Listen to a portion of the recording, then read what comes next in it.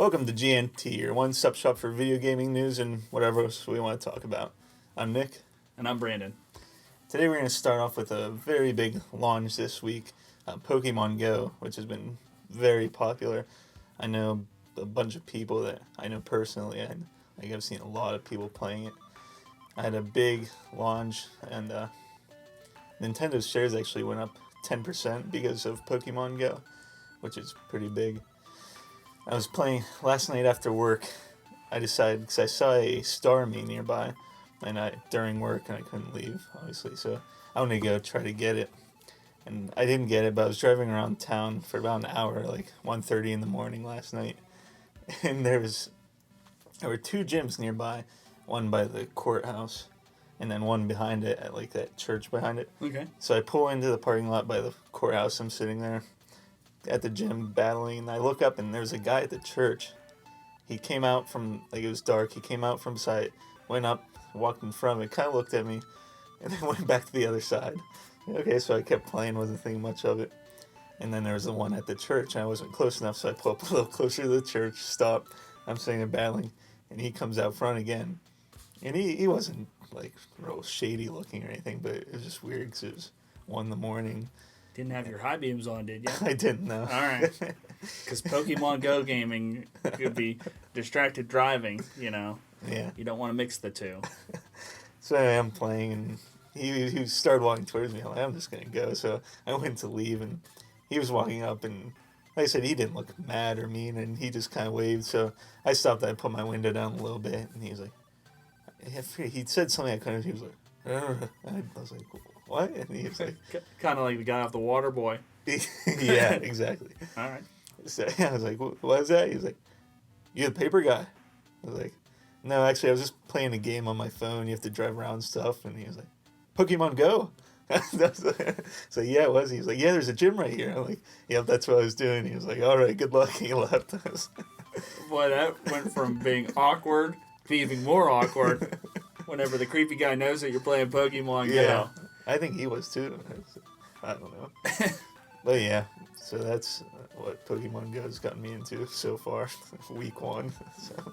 Well, you had me at the beginning. I downloaded it, but now I'm thinking about it just quickly uninstalling if it's going to make me have random awkward encounters by churches.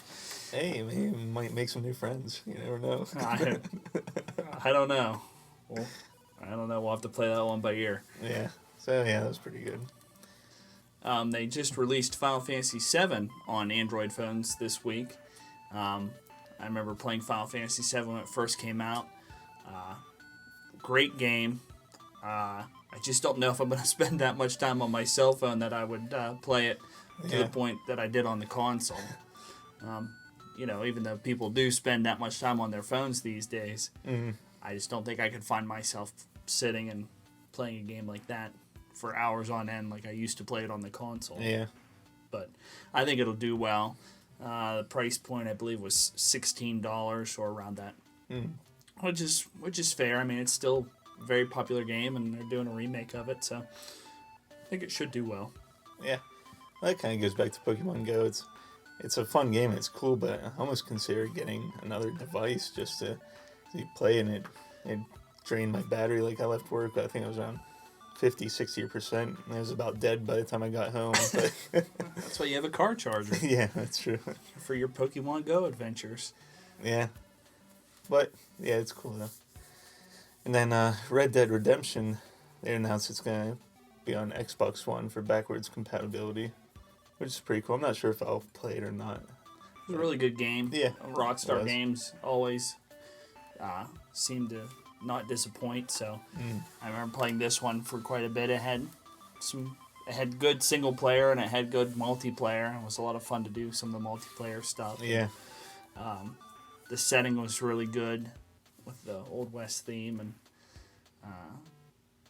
the gameplay was good, so might have to get back into this. I remember picking it even long after it had been out, randomly just popping it back in and playing it just because it was a fun game. The same way with Grand Theft Auto, it's been out for a while now, and still from time to time it's one of those games that you just get an urge to play and can play and hop on, play, have fun, and it doesn't feel like you've you've skipped a beat. So Right.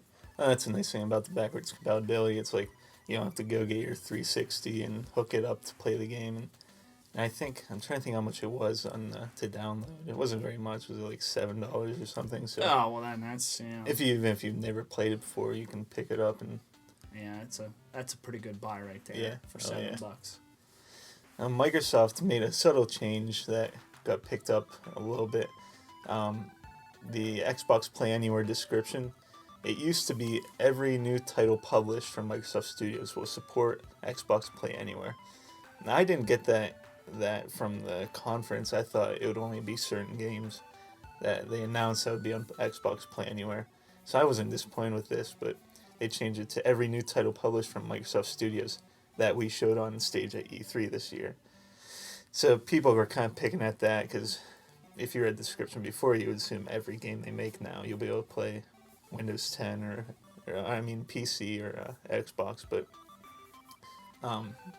Phil Spencer tweeted, just clarifying, could be unique game, not right for all devices. So basically, I think they changed this because they might make some smaller games that they're not going to put on PC and Xbox just to do it. But they still intend to bring franchises to Windows 10 and Xbox One. So I think it's a safe move on their part, just because with gaming PCs having very optimized graphics and games that demand that of them, they don't want to cut themselves off and say, well, we got to make this game work on the Xbox One as well. Yeah. So I think it's just a safe play on their part. I do too. And if they make a game for PC or Xbox, either way, and then they don't make it for the other one, people point at the old description and say, hey, you've said that every game would be... So yeah, I think it's just a safe play. I'm not disappointed at all by it. Yeah, it's not gonna... well, I don't PC game, so it's not gonna really affect me that much. Now, I won't say that there are some games that are on the PC that I wish were on the consoles, but it's not enough to make me go out and spend thousands of dollars on a gaming PC. Yeah. Yep. And then Ubisoft said that they don't think Assassin's Creed movie will make much money, I guess. Well, in the world of box office, I think they are being realistic.